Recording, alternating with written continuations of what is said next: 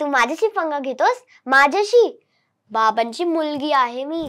Exam मध्ये तुम्हाला माहितच असेल की मी टॉपर आहे क्लासची. तर विचारलं की तू वागले की दुनियामध्ये आहे का?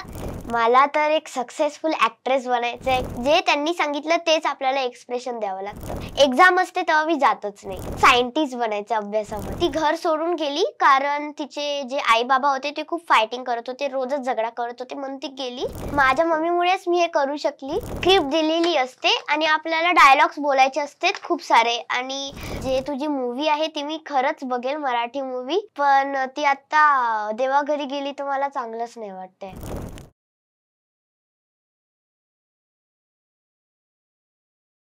नमस्कार, MLA टॉक शो मध्ये तुमचं मनापासून स्वागत आहे. मी आहे तुमची होस्ट अभिलाषा. फेसबुकवर सर्च करा MLA महाराष्ट्रीयन लेडीज असोसिएशन आणि लगेच जॉईन करा. आज आपल्या सोबत आहे एक छोटी पण अत्यंत टॅलेंटेड अभिनेत्री, जिने मराठी, हिंदी, अगदी हॉलिवूड पर्यंत झेप घेतली आहे. ऍक्टिंग, डान्सिंग, पेंटिंग आणि इतकं सगळं एफर्टलेसली करते की you will feel like wow, what a wonder child. Only 11 years old, पण अनुभव मात्र मोठ्या कलाकारा इतकाच. तिचं नाव ऐकलं की क्यूट स्माइल, ग्रेसफुल भरतनाट्यमचे मूव्ज आणि पॉवरफुल परफॉर्मन्स डोळ्यासमोर येतात. Yes, I am talking about none another than Rutvi Sachin Maske. Rutvi, मनापासून स्वागत आहे या शो मध्ये. कसं वाटतं ऋत्वी तुला इथे येऊन? मला खूप चांगलं वाटतंय. रिलॅक्स ना? हा. Okay, great. सो आपण छोट्या छोट्या गप्पा मारूया. हा. तुझ्या अनुभवाबद्दल ऐकायचं मला. वर्ष 7 पासून तू सुरुवात केलीस आणि आता तू 11 वर्षाची आहेस. आणि खूप मोठं काम काय काय केलेस तू, हॉलिवूड पर्यंत जाऊन आलीस. सो सगळे अनुभव मला ऐकायचे तुझ्याकडून. ठीक आहे. सो ऋत्वी, पहिले तर तुझ्या नावापासून सुरुवात कर. सर्वप्रथम मी तुम्हाला थँक्यू म्हणते की तुम्ही मला इथे इन्व्हाइट केले. आणि माझं नाव आहे ऋत्वी सचिन मस्के. मी 11 yearsची आहे. मी 6th स्टँडर्डला आहे आणि मी भरतनाट्यम पण करते. तिथं मी 5th year मध्ये आहे. Wow wow. सो ऍक्टिंगची सुरुवात एक्झॅक्टली कशी झाली? ऍक्टिंग मध्ये पहिलेच इंटरेस्ट होता का हळूहळू इंटरेस्ट निर्माण झाला? तुम्हाला तर तो करीना कपूरचा डायलॉग माहितच असेल, मैं अपनी फेवरेट हूँ. तशीच मी पण माझी फेवरेट आहे. जेव्हा मी लहान होती, 5 वर्षाची, तेव्हा मी खूप सारे सेल्फीज काढायची, व्हिडिओज आणि फार मेकअप करायची. मग एक दिवस माझ्या मम्मीने मला विचारलं की तुला पण म्हणजे तुला टीव्हीवर जायचं आहे का, तुला पण ऍक्टिंग करायची आहे का? तर मी हो म्हणाली आणि मग माझी मम्मी मला फॅशन शो ला घेऊन गेली आणि मग तसंच ऍक्टिंगची सुरुवात झाली. वाव. म्हणजे वर्ष 5 ते 7 वर्ष फक्त तू मॉडेलिंग करत होतीस. मॉडेल्स होती, चाइल्ड मॉडेल. आणि त्याच्यानंतर 7व्या वर्षी तुला प्रोजेक्ट मिळायला सुरुवात झाली. सो तुला कुठलं असं प्रोजेक्ट मिळालं की ज्याने तुला असं सगळेजण ओळखायला लागले आणि वाव म्हणजे फिलिंग आली तशी? लेक असावी तर अशी ही मूवी थिएटरला आली होती. तर मग याचा पण मम्माने फोटो काढला होता आणि सोशल मीडियावर टाकला. तर मग सगळ्या लोकांना माहिती पडलं वाव की मी पण केलंय म्हणून. वाव. जसं तू आता सांगितलंस की लेक असावी अशी, मध्ये तू लीड चाइल्ड ऍक्ट्रेस म्हणून काम केले, तर ती खूप मोठी रिस्पॉन्सिबिलिटी असते. तर त्यात तुझं सिलेक्शन कसं झालं होतं? त्याचं सिलेक्शन तर डिसेंबर मध्ये होतं. आपल्याला आमची प्रोफाईल द्यायची होती, पण माझी मम्मा जाऊच नाही शकली आणि पाठवूच नाही शकली. मग फेब्रुवारी मध्ये जे सिलेक्टेड चाइल्ड होते त्यांचं वर्कशॉप होतं, ऍक्टिंग वर्कशॉप. तर मग तेव्हा माझी मम्मी गेली आणि मग त्यांनी माझी प्रोफाईल त्यांना दाखवली. मग त्यांना आवडली आणि मग त्यांनी दुसऱ्या दिवशी कॉल केला आणि मग म्हणाले की तुझं सिलेक्शन झालंय आणि डायरेक्ट मला लीड रोल देऊन टाकला. आणि तिथं खूप सारे मोठे मोठे कलाकार होते, जसं की ओमकार भोजने, यतीन कार्यकर आणि अजून शुभांगी गोखले हे सगळे होते. Wow wow. मजा आली त्यांच्यासोबत काम करून? हो, खूप मजा आली. त्यांच्याकडून फार शिकायला मिळालं. सो ऋत्वी, तुला वागले की दुनिया जेव्हा सिरियल केलं तेव्हा तुला कसं वाटलं? मला खूपच आनंद वाटलं, कारण ती जी सिरियल आहे ती खूपच फेमस आहे आणि माझी जी सोसायटीमध्ये जे सगळे लोक आहेत त्यांनी मला विचारलं की तू वागले की दुनियामध्ये आहे का. कारण जी माझी मम्मी आहे तिने इंस्टाग्रामवर फोटोज टाकले होते आणि सगळ्यांनी ते बघितले, तर म्हणून तिने विचारलं. अच्छा. मला फार आनंद वाटलं. वाव, मस्तच. हो, मस्तच. आणि ऋत्वी, तुझा ड्रीम रोल कुठला आहे? तुम्हाला तर ती टँगल द सिरी मूवी माहितच असेल, ती रॅपुंझेल. हा, तर मग तिथली मला रॅपुंझेल बनायचंय. कारण तिचे जे हेअर्स आहे ते फार लॉंग आहे ना, तर मला पण केस लॉंग व्हायचे वाटते. मला पण केस लॉंग पाहिजे माझे. सो निश्चित असा विचार करू शकतो की टँगल सारखी मूवी परत मराठीत बनवूया. खूप सुंदर, खूप छान. येस. सो आता तू हिंदी, मराठी आणि हॉलिवूड हो. ह्या सगळ्यामध्ये तू काम करतेस, तर ह्यात सगळ्यात म्हणजे कुठं मजा येते तुला, मराठीमध्ये, हिंदीमध्ये? मला तर हॉलिवूड मूवी मध्ये मजा आलेली, कारण तिकडे UK ची प्रोडक्शन होती आणि तिकडे रूल होता की फक्त 5च तास किड्सला ऍक्टिंग करायची आहे. बर. आणि मग तिकडे 5च तास आम्ही ऍक्टिंग केली आणि मग बाकीच्या वेळेस ती एक लडकी होती, तिचा मेन कॅरेक्टर होता, तिचं नाव माया होती, तर मी तिची इंडियन फ्रेंड दाखवली. बर. मग तिच्यासोबत एक टीचर पण आलेली.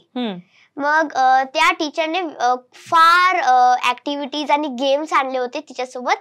तर मग आम्ही रोज एक एक ऍक्टिव्हिटी करत होतो, जसं की ब्रेसलेट मेकिंग, नेल्स आर्ट आणि मंडला आर्ट, माइंडफुल आर्ट, हे सगळं केलं आम्ही. Super super. खूप मजा आली. म्हणजे पूर्ण वेळेचा सदुपयोग केला तुम्ही हा. लोकांनी. भारीच. सो तू ऍडव्हर्टायझिंग शूट करतेस, सो हो. त्यामध्ये थोडंसं फोकस्ड असतं की टाइम लिमिटेशन हो, असतं, टाइम. तर त्यातून तुला काय शिकायला मिळालं? मला टाइम मॅनेजमेंट शिकायला मिळालं, कारण जे ऍड्स असतात तिथं 1-2 दिवसच शूटिंग असतं आणि सगळे जे सीन्स असते ते 1-2 दिवसातच कम्प्लीट करायचे असते. म्हणून मला टाइम मॅनेजमेंट शिकायला मिळालं. वाव. सो टीव्ही सिरियल्स आणि ऍड्स मध्ये काय डिफरन्स वाटतो तुला, म्हणजे ऍक्टिंग स्टाईल किंवा सेटवरचं एन्व्हायरमेंट, त्यामध्ये काय डिफरन्स वाटतो? सिरियल्स मध्ये स्क्रिप्ट दिलेली असते आणि आपल्याला डायलॉग्स बोलायचे असतात खूप सारे, आणि खूप दिवसांचा शूट असतो आणि सीन्स पण फार असतात. आणि ऍड्स मध्ये 1-2 दिवसच शूट असतो आणि सगळे जे सीन्स असते ते 1-2 दिवसातच कम्प्लीट करायचे असते. आणि तिकडे एक्सप्रेशन्स खूप महत्वाचे असते, जे त्यांनी सांगितलं तेच आपल्याला एक्सप्रेशन द्यावं लागतं. वाव. खूप मोठ्या माणसासारखं बोलतीयस तू सध्या. सो तू भरतनाट्यम 5व्या वर्षी शिकलीस आणि सायमल्टेनियसली ऍक्टिंग पण करत होतीस, तर ह्या दोन्ही गोष्टी म्हणजे प्रॅक्टिस, स्कूल, अभ्यास कसं सगळं मॅनेज करत होतीस? जेव्हा जर माझं भरतनाट्यम जे क्लासेस आहे ते सॅटर्डे संडेला होत असतो, तर जेव्हा जर शूटिंग नाही तर ऑडिशन आलं असेल तर मी जाते आणि माझ्या फ्रेंड्स नाही तर डान्स मॅमला मी व्हिडिओज मागते आणि मी घरीच प्रॅक्टिस करते. आणि कधी कधी मी पुस्तक घेऊन जाते ऑडिशन नाही तर शूटिंगला, आणि तेव्हाच अभ्यास करते. आणि जर एक्झाम असते तेव्हा मी जातच नाही, वा. कारण माझा क्लासमध्ये पण रँक येतो आणि मला अभ्यास पण खूप आवडतो ना, म्हणून. खूप भारी. म्हणजे तू अभ्यासात पण टॅलेंटेड आहेस, ऍक्टिंग मध्ये पण सुपर्ब आहेस, आणि तुला पेंटिंग आणि डान्सिंग ह्या दोन्ही हॉबीज आहेत. सो जर तुला फ्री टाइम मिळाला तर ह्यातला तुला कुठलं चूज करायला आवडेल जास्त? जर तिकडे स्पेस आणि म्युझिक जर असेल तर मी डान्स करते, आणि काही वेळ शक्य नसते तर म्हणून मी माझ्यासोबत एक वही आणि पेन्सिल ठेवते, त्याच्याने मी ड्रॉइंगच करते. कधी कधी शक्य नसते ना डान्स करायला, तर म्हणून मी ड्रॉइंगच करते. वा. हा. सो तुला फ्युचर मध्ये काय बनायचं? मला तर एक सक्सेसफुल ऍक्ट्रेस बनायचंय, कारण मी आतापासूनच ऍक्टिंग करते, तर मोठी होऊन पण खूप छान होईल ऍक्ट्रेस. अभ्यासात पण तू टॅलेंटेड आहेस. हो. मग अभ्यासात नाही पुढे जायचं अजून? नाही, त्याचं पण जायचं आहे, मला सायंटिस्ट बनायचं अभ्यासामध्ये. वा. Very nice. सो तुझं इंस्टाग्राम अकाउंट खूप क्यूट आहे आणि व्हायब्रंट आहे. सो तुला कोण हे करतं, म्हणजे सपोर्ट कोण करतं इंस्टाग्राम हँडल करण्यासाठी? माझी मम्माच इंस्टाग्राम हँडल करते, कारण मी फार छोटी आहे ना, तर म्हणून मी इंस्टाग्राम हँडलच नाही करू शकत, तर मम्माच माझे व्हिडिओज वगैरे टाकते. वा, खूप सुंदर. सो तू एवढी लहान असताना एवढे मोठे प्रोजेक्ट्स केलेस, तो आता त्यामध्ये काही चॅलेंजेस किंवा डिफिकल्टीज येतात का? हा, आलं होतं. लेक असावी तर अशी ही जी मूवी होती ना, तिकडे 20 दिवस शूटिंग होतं, तर आम्ही सगळे गेलेलो. पण माझी जी मम्मी होती, तिची जी मम्मी म्हणजे माझी आजी, ती आजारी पडली. तर म्हणून माझी मम्मी आणि माझी बहीण होमटाऊनला गेलो आणि मी आणि माझे पप्पा राहिलो तिथंच रूमवर. आणि मग शूटिंग झाल्यावर आम्ही तिकडे गेलो होमटाऊन मध्ये माझ्या मम्मी आणि बहिणीसोबत. पण तेव्हाच मग 2 दिवसानंतर माझी जी आजी आहे ते देवाघरी गेली. अय्यो. तिने मला म्हणालं होतं, ती मला म्हटली होती की जे तुझी मूवी आहे ती मी खरंच बघेल, मराठी मूवी, पण ती आता देवाघरी गेली तर मला चांगलंच नाही वाटतंय. खूप वाईट सो वाटतंय. तुझी आजी तिथून पण तुला खूप मोठा आशीर्वाद देत असणार आहे, आणि त्यांनी तिथूनही मूवी पाहिला असेल तुझा, आणि खूप मोठा आशीर्वाद ती देणार आहे की तू मोठी ऍक्ट्रेस व्हावी म्हणून. जर ही मूवीची शूटिंग एक महिना आधी झाली असती तर मी माझ्या आजीसोबत टाइम स्पेंड केला असता. हो. सो तो टायमिंगचा जो चॅलेंज होता तो तुला जास्त फील येतोय की आपण आजीसोबत जास्त टाइम स्पेंड नाही करू शकलो. ओके. सो तुझ्या सक्सेस मागे ऑब्विसली आई बाबा खूप मोठं सपोर्ट आहे. तर त्याबद्दल काय सांगशील? माझी मम्मा माझा अभ्यास घेते आणि नृत्याची प्रॅक्टिस घेते आणि जे पण शूट आणि ऑडिशन येतात ते पण मला सांगते आणि मला घेऊन जाते.